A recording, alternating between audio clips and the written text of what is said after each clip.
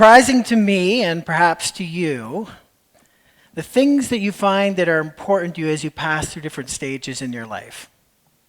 Something that you didn't think was important before, all of a sudden at this stage in your life, that's a big deal. For me, it was especially startling when I became a parent, and it hit me so hard that I really needed my children to see Santa Claus. First my daughter, and then later when my son came along, for him as well. Now, I am not talking about taking my child to the mall to see Santa Claus or a church basement or something in the school gym. I am talking about looking out the back door on Christmas Eve and seeing Santa Claus running around, just catching him in the act. So I hatched a plan. I rented a suit, and my daughter was 3 years old at the time, and I told my wife, okay, I'm going to go down, put the suit on, I'll come outside, I'll get all ready, I'll throw a snowball, it'll hit the window, and it hits the window. You bring our daughter to the window, Sarah Jane, and she will see Santa, and Santa will run from behind the oak tree to behind the shed. It'll take all of 15 to 20 seconds. That will be the whole deal. And so that's what we did. And it was this wonderful it was like seeing Elvis in the mall or Bigfoot through the forest, just blurry and dark. But she could tell that she saw Santa Claus in the backyard.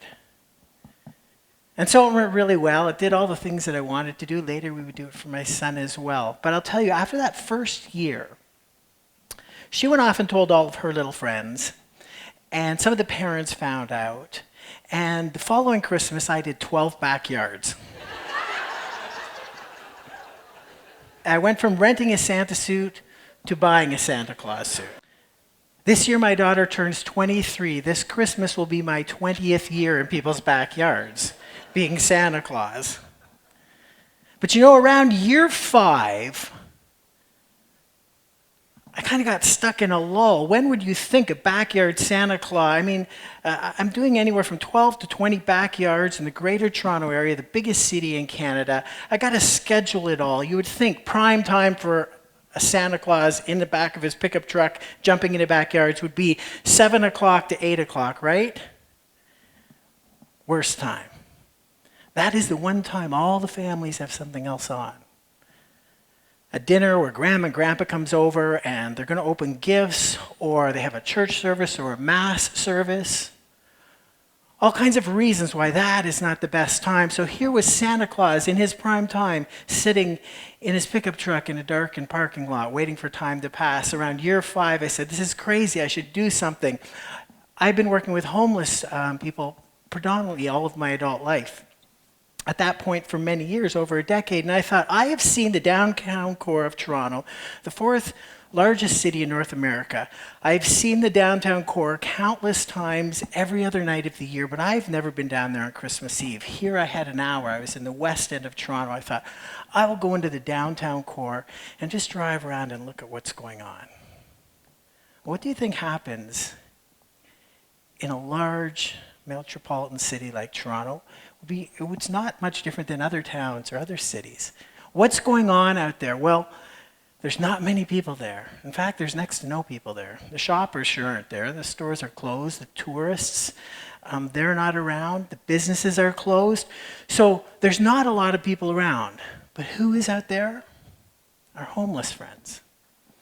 And even that population is much smaller. It's shrunk because some of our young people have decided to couch surf and catch a bit of Christmas at least somewhere else. Some of our friends who are afraid of the shelter system and some of the things and people that might be around, they might try to catch a tiny bit of Christmas, so they go there. So who is left on the streets on Christmas Eve? The homeless, predominantly the homeless who are suffering from mental illness, or they're drunk, or they're stoned, or they're any combination of the three. But for 15 years, I go down there for an hour as Santa Claus every year. And what do you think happens when someone who's on the street, sitting on the street, and their mind is cloudy at best, and Santa Claus walks towards them? Has a few granola bars, some socks, maybe a couple of Christmas treats. Well, they believe I'm Santa Claus. I have no acting chops at all, but I will tell you, for that few seconds, I believe I'm Santa Claus.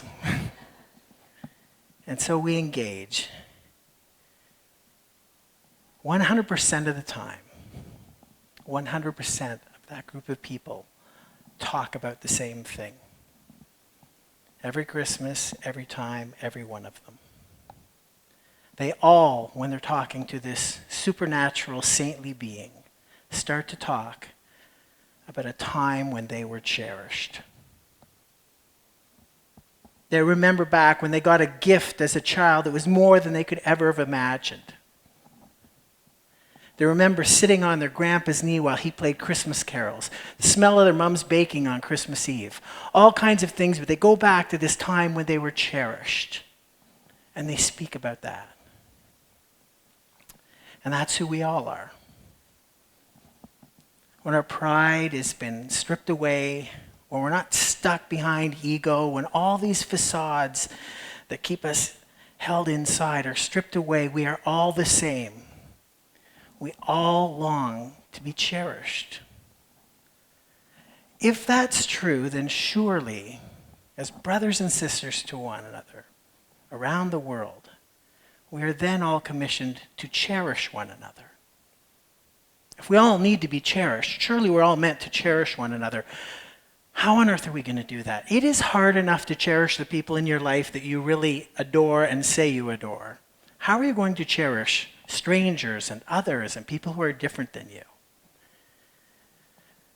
I would suggest that it's a simple to-do list that we can all commit to. And it wouldn't matter what your age is, if you're younger, if you're older, if you're a teacher, if you're a student, if you're a homemaker, if you're a business professional. It doesn't matter. This to-do list is for everyone. It's 3 things that we wake up every morning we commit to. Bring hope, serve well, and celebrate. Bring hope, serve well, celebrate. But how do we do that? Bring hope. What kind of concept is that? How do you bring hope? The first book I wrote was called Bent Hope. And the basic premise of it was that when we say we hope things for other people, it sounds wishful, it sounds nice, but hope enters a different place and confidence gets into the center when we show up. That to hope for someone looks different. You become a hope giver when you bring hope by showing up, whatever that looks like, that you are someone who shows up. Ultimately, we are all defined by the definitions we choose and then use. The things that you choose to say, this is who I am, and I'm going to take that definition, I'm going to receive that. Consider anti-bullying, the anti-bullying campaigns all over North America. Millions of dollars spent, millions of people hours spent on anti-bullying. If I was being bullied, I'd say, oh, thank you, do everything and anything you can. That must happen for me.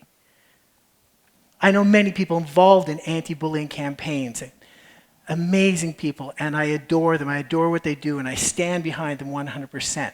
However, when we go down to the local coffee shop and we ask people who are not inside of anti-bullying conversations, the average person in a coffee shop that's not involved, if you went down and asked, 9 out of 10, if you said, what do you think anti-bullying is about? 9 out of 10 would tell you, well, it's about tolerating. We're teaching our kids to tolerate one another. Can you think of a smaller vision for the next generation that we would teach them to tolerate one another? This needs to be the baseline for our young people, is that they tolerate one another.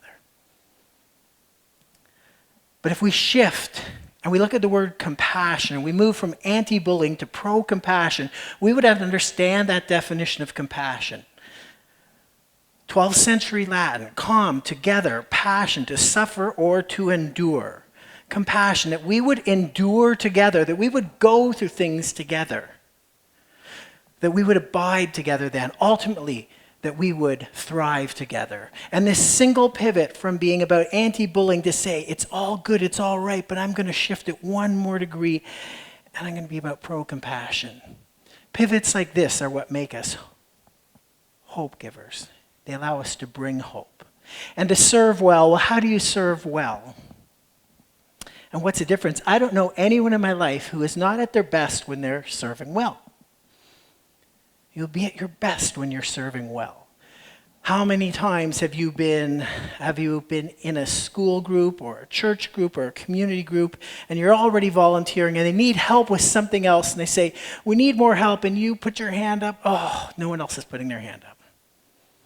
And you enter in and you are serving, you've decided to serve, but you know the difference between that and serving well. Sometimes it's just about exhaustion. We get weary. And we're serving more, and so now we're serving, but we're not necessarily serving well because we're weary. Do not grow weary of doing good. It's from Galatians in the New Testament. Me and my Christian faith, this informs me, this challenges me. Do not grow weary of doing good. We get so weary. But we need to serve well, not just serve. For me, this looks like street nurses. I've seen women and men, street nurses, come out, and they've had long days already of work and family and everything else. And they gather around our homeless friends, many of them who haven't had their boots off in wintertime for weeks and even months, and they have frostbite and gangrene and trench foot, and their feet are destroyed. And here it is, the end of a long day, and volunteer nurses are out on the street, and they're down on their hands and their knees, and they're taking boots off, and they're holding people's feet in their hands. And they look awful, and they smell awful, and they're in pain, and they handle them like they're babies' feet. Not growing weary after a long day. Not just serving, but serving well. And to celebrate. It is so wonderful and easy to celebrate large victories.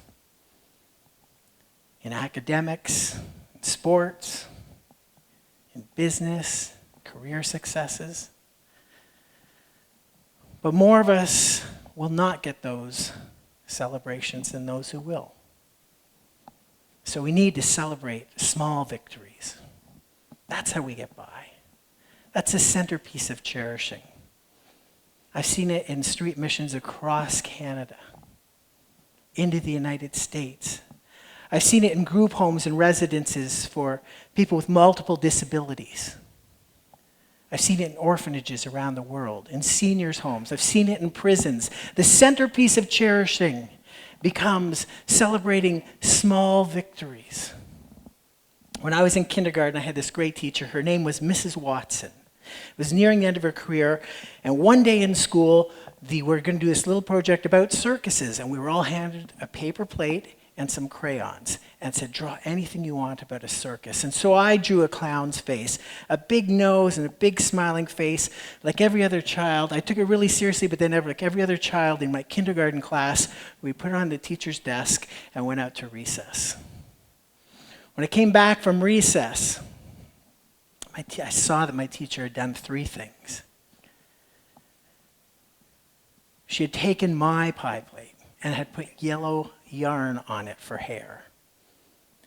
I made a collar out of tissue paper, and then she hung it over the door and left it there all year. And I remember the day the principal came in and saw my clown pie plate and how I felt celebrated. 14 years later, I entered into art college with tears in my eyes, knowing that it was because Mrs. Watson in kindergarten took 15 minutes to celebrate me. That's what happens when we celebrate. And the truth is, all around the world,